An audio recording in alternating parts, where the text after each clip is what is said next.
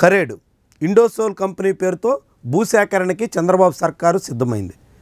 2 పంటలు పండేటువంటి భూముల్ని ఏ రీతిన సేకరిస్తారు అంటూ రైతులు తిరగబడ్డారు. రైతుల తిరుగుబాటుతో ప్రభుత్వం ఊగిసలాట్లో పడింది. ముందుక వెనక్క అన్నదాని మీద సందిగ్ధంలో ఉంది. అయితే తాజాగా చంద్రబాబు కీలక నిర్ణయం తీసుకున్నట్టుగా కనిపిస్తోంది. ఎట్టి పరిస్థితుల్లోనూ కరేడు నుంచి వెనకడుగు వేసే ప్రసక్తే లేదు అని తేల్చేసినట్టుగా స్పష్టమవుతుంది. కరేడు ప్రాంతంలో 8,300 ఎకరాల భూముల సేకరణ కోసం సన్నాహాలు చేసుకున్నట్టుగా స్పష్టమవుతుంది. అందులో రైతాంగం అడ్డుపడుతున్నప్పటికీ వాళ్ళ అభ్యంతరాలను తోసిపుచ్చి ముందుకే సాగే దిశలో ప్రభుత్వం ప్రయత్నాలు ముమ్మరం చేసింది. దాంతో ఇప్పుడు కరేడు మరింత వేడి రాజుకునే ప్రమాదం అయితే కనిపిస్తుంది. ఇప్పటికే కరేడు రైతాంగం పోలీసు ఆంక్షల్ని అధిగమించి నేరుగా నేషనల్ హైవేను దాదాపు 2 గంటల పాటు దిగ్బంధించారు. ఆ వ్యవహారం రాష్ట్ర వ్యాప్తంగా సంచలనంగా మారింది. చాలా పెద్ద దుమారం రేపింది. చివరకు తెలుగుదేశం పార్టీ అభిమానులు, టీడీపీ హార్డ్ కోర్ ఫ్యాన్స్ కూడా ఈ వ్యవహారంలో చంద్రబాబు ప్రభుత్వం పునరాలోచన చెయ్యాలి అని డిమాండ్ చేస్తున్నారు. సేవ్ కరేడు అంటూ నినదిస్తున్నారు. ప్రభుత్వ తీరుని తప్పుపడుతున్నారు. షిరిడీ సాయి కంపెనీని విపక్షంలో ఉండగా విమర్శించి అధికారంలోకి వచ్చిన తర్వాత అదే కంపెనీకి భూములు కట్టబెడుతున్నటువంటి తీరు మీద తీవ్రంగా విరుచుకుపడుతున్నారు. ఇలాంటి తరుణంలో చంద్రబాబు ప్రభుత్వం పునరాలోచన చేయాలనేటువంటి దశకు చేరినప్పటికీ ప్రస్తుతం మాత్రం అలాంటి ఆలోచన లేదన్నట్టుగా తేల్చేసింది. కరేడులో ఎట్టి పరిస్థితుల్లోనూ భూములు సేకరించాలని, ఆ భూముల్ని ఇండోసోల్ కంపెనీకి కట్టబెట్టాలని చంద్రబాబు నిర్ణయం తీసేసుకున్నారు. దానికి అనుగుణంగా ఇప్పుడు వ్యూహరచన చేస్తున్నారు.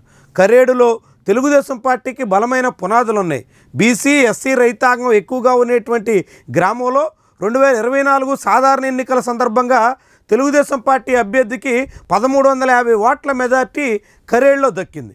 ఇప్పుడు అలాంటి గ్రామంలో తెలుగుదేశం పార్టీకి బలమైనటువంటి గ్రామంలో ఇప్పుడు భూసేకరణ సందర్భంగా ఆ ప్రాంత రైతాంగం అంతా ఇప్పుడు చంద్రబాబు, లోకేష్ తీరు మీద తీవ్రంగా మండిపడుతున్నారు.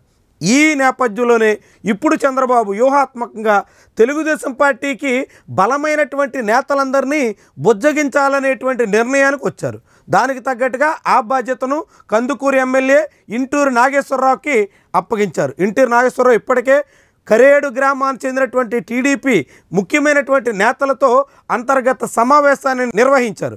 ఆ సమావేశంలో చాలామంది టీడీపీ నేతలు ససేమిరా అన్నప్పటికీ 1కి 2 సార్లు ఇలాంటి సమావేశాలు నిర్వహించడం ద్వారా వాళ్ళందరినీ బుజ్జగించాలి అనే ధోరణిలో టీడీపీ నాయకత్వం ఉంది.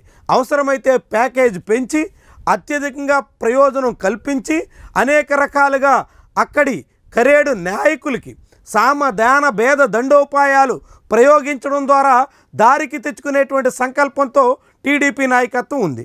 దానికి అనుగుణంగా పావులు కదపడం ప్రారంభించింది. ఇప్పటికైతే ఫలితాలు రాకపోయినప్పటికీ పదే ప్రయత్నించడం ద్వారా ఇలాంటి విషయాల్లో ముందుకెళ్ళాలి అనేటువంటి నిర్ణయానికి చంద్రబాబు వచ్చేయడంతో ఈ వ్యవహారం మరింత రాజుకునేలాగా కనిపిస్తుంది. ఇప్పటికే కరేడు మీద అన్ని పార్టీలు, ముఖ్యంగా విపక్షంలో ఉన్నటువంటి పార్టీలన్నీ తీవ్రంగా మండిపడుతున్నాయి.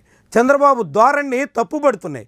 చంద్రబాబు పునరాలోచన చేయాలి, అవసరమైతే వెస్ట్ ప్రకాశంలో మెట్ట ప్రాంతాల్లో ఇండోసోల్ కంపెనీకి అనుకూలంగా అనేక భూములు ఉన్నాయి కాబట్టి వాటిని అప్పగించాలి అనేటువంటి ప్రత్యామ్నాయాన్ని ప్రభుత్వం ముందుంచే ప్రయత్నం చేస్తున్నాయి.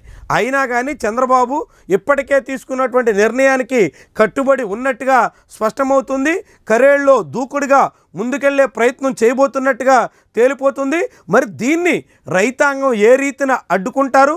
కొందరు రైతు నేతల్ని బుజ్జగించో లేకుంటే ప్రలోభపెట్టో మరొక రకంగా బెదిరించో దారికి తెచ్చుకునేటువంటి ప్రయత్నంలో ప్రభుత్వం ఉన్నటువంటి తరుణంలో ఇలాంటి ఆటంకాలని, ప్రభుత్వం పెట్టబోతున్నటువంటి అనేక రకాల ప్రలోభాల్ని ఏ రీతిలో కరేడు నాయకులు ఎదుర్కొంటారు, ఎంత మేరకు నిలబడతారు? ఇదే ముఖ్యమైనటువంటి ప్రశ్న. ప్రభుత్వం మాత్రం ముందుకెళ్లే దిశలోనే ఉంది. దాన్ని ఎంతకాలం అని కరేడు గ్రామస్తులు నిలుపుదల చేస్తారన్నదే భవిష్యత్ నిర్ణయించే అంశం.